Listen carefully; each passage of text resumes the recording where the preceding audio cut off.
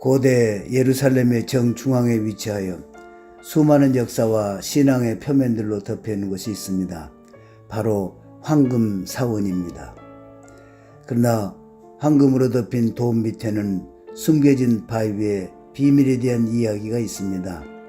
이 바위는 보통 바위가 아니라 전 세계 수십억 명의 신앙과 관련해서 핵심적인 의미를 제공합니다.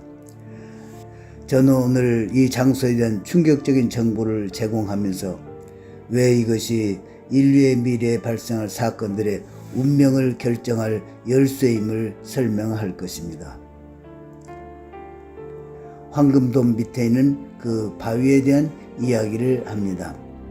그 바위 모양을 조사해 보면 오랜 세월이 지난 동안 그 언덕이 많이 깎인 것을 알 수 있습니다. 제2성전이 파괴된 이후에 이 지역은 로마인들과 기독교인들 그리고 무슬림들에 의해 통치되었습니다. 각 문명들은 이 바위를 변형시켰기에 오늘날 이 바위에 많이 깎인 흔적들을 볼 수 있습니다. 린 리트마이어 학자는 이 바위를 심층 연구한 결과 본래 모습은 지금과는 매우 달랐을 것이라고 주장합니다. 이후에 많은 문명들이 그 바위를 깎았으며 그 바위들을 건축 재료로 사용하기까지 했을 것으로 추측합니다. 그렇게 바위가 깎이면서 내려가는데 한 군데 중요한 원래 지점이 남아있다는 것입니다. 십자군 당시 이 바위 위로 넓은 돌판 무대가 덮였고 그 위에 높은 기독교 제단들을 세웠습니다. 그래서 현재 동쪽 부분의 바위만 보이는데 십자군을 연구하는 아랍계 역사가 가브리엘리는 십자군 이후 무슬림들이 예루살렘을 점령했을 때 술탄 살라딘은 그 돌판 무대를 제거하도록 명령했다고 합니다. 불행하게도 십자군은 그 바위의 일부를 깎아서 콘스탄티노플과 이탈리아로 수송해 갔다고 합니다. 그러나 린 리트마이어가 주장하는 것은 정말 충격적입니다. 우리가 만약 유대인의 성전이 세워졌을 당시로 돌아가서 그 바위의 당시 모습을 본다면 이 바위는 성전의 지성소가 위치한 곳이라는 사실입니다. 게다가 이 홈의 사이즈를 본다면 이것은 가로 2.5 큐빗, 세로 2 큐빗임을 알 수 있습니다. 이것은 왕궁의 거룩한 사이즈로서 손끝에서 팔꿈치 거리와 네 손가락을 합친 길이임을 알 수 있습니다. 이 사이즈는 솔로몬 성전을 지을 때 사용된 길이로서 525mm 또는 60.67인치입니다. 우리가 토라를 보면 언약궤가 2.5 큐빗과 1.5 큐빗으로 만든 것을 알 수 있습니다. 바로 이 홈에 딱 들어갈 수 있죠. 그런데 현재 그 바위의 홈은 2.5 큐빗에 2 큐빗으로서 0.5 큐빗이 더 큰 것을 알 수 있습니다. 리트마이어는 토라 신명기 31장 26절을 근거로 하여 신명기 두루마리가 언약궤 옆에 놓아졌음을 상기합니다. 이것은 언약궤와 토라 두루마리가 함께 그 홈에 들어가면 오늘날 그 바위의 홈과 정확히 일치한다는 것이죠. 모리아산 정상에서 두루마리와 언약궤가 굴러내려오지 않도록 홈을 팠던 것이었다는 이 흥미로운 사실을 여러분은 어떻게 생각하십니까? 혹시 황금 사원 밑에 실제 동굴들이 있었다는 흥미로운 사실들을 아시나요?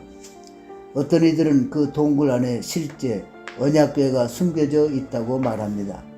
황금돔 밑에 한 동굴은 실제로 사람들이 들어갈 수 있습니다. 그러나 무슬림 신도만 가능합니다. 제가 지금 보여드린 이것은 아주 희귀해서 많은 사람들이 보지 못했던 것입니다. 이 동굴은 영혼들의 우물이라고 불리웁니다. 이것은 무슬림들이 기도하는 장소로 사용되고 있습니다. 이 신비로운 동굴의 기원에 대해서 많은 이론들이 있는데 2015년에 이 바닥의 카페트를 교체하기로 결정했습니다.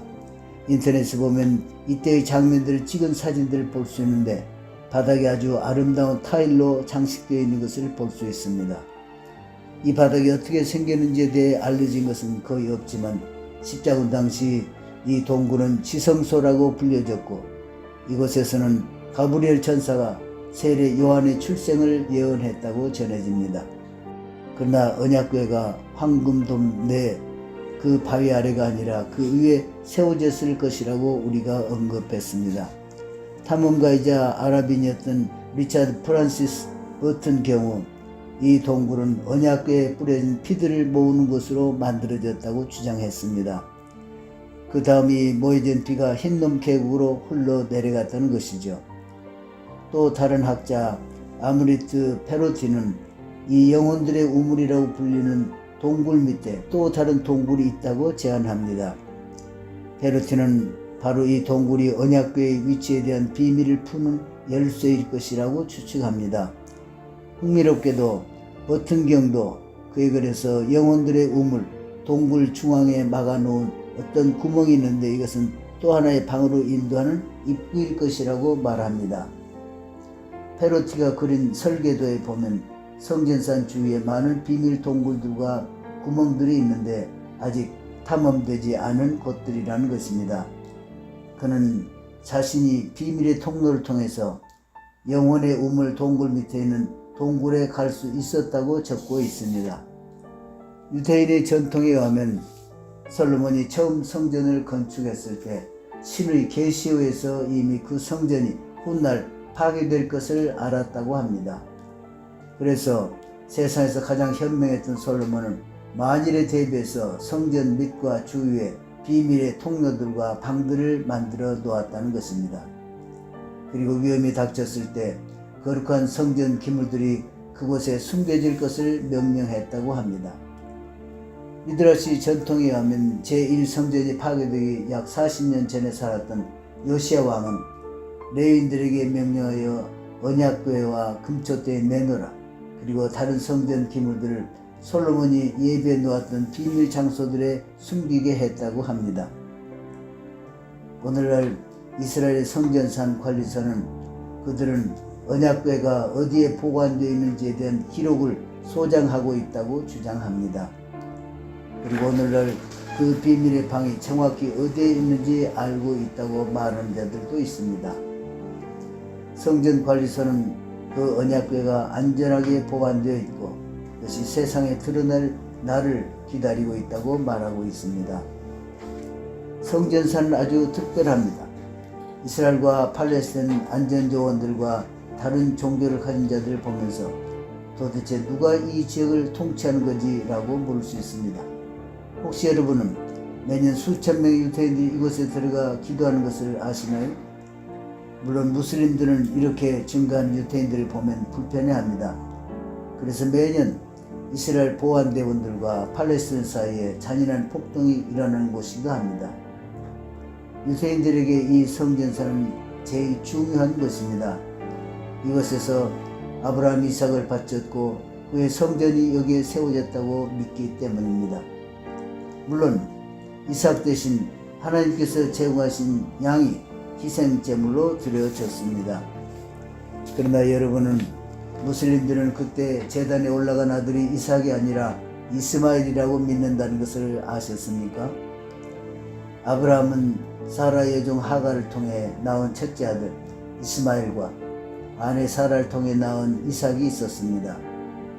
유대인들은 이삭은 약속의 아들이고 무슬림들은 이스마엘이 알라에 의해 선택된 자라고 믿습니다. 이렇게 시작부터 갈등이 있었고 그것이 온 열방과 종교에 미칠 영향은 대단한 것이었습니다. 그러나 여기서 꼭 말씀드려야 하는 것은 여러분이 코란을 읽어보면 본문에서는 어떤 아들을 아브라함이 드렸는지 언급하고 있지 않다는 사실입니다. 이스마엘이 드려졌다는 것은 이슬람의 후전적인 전통에 더 가깝습니다. 그러나 토라는 아주 명확하게 내 아들 이삭이라고 명시하고 있습니다. 바로 이 아들이 약속의 씨이며 하나님이 선택한 나라 이스라엘을 이루게 될 것이라고 언급한다는 사실입니다. 이것은 너무나 중요하기에 여러분들은 꼭 기억해야 합니다. 그리고 우리가 신약의 갈라디아서를 해석할 때 교회는 아브라함의 영적인 후손이라는 것을 깨닫습니다. 이것은 교회가 곧 이스라엘이라는 뜻은 아닙니다. 왜냐하면 이스라엘이 되려면 혈통적으로 아브라함의 후손일 뿐만 아니라 이삭과 야곱의 후손이 되어야 하기 때문입니다. 현재 유대인들과 무슬림 사이에는 양쪽 모두 자신들의 핵심적인 신앙을 포기하지 않고 있기 때문에 그들 사이에는 타협점이 없습니다. 무슬림들은 유대인들의 신앙의 핵심인 장소를 점령하고 있고, 유대인들은 황금 차원 내에 있는 바위로 들어가는 것은 금지되어 있습니다.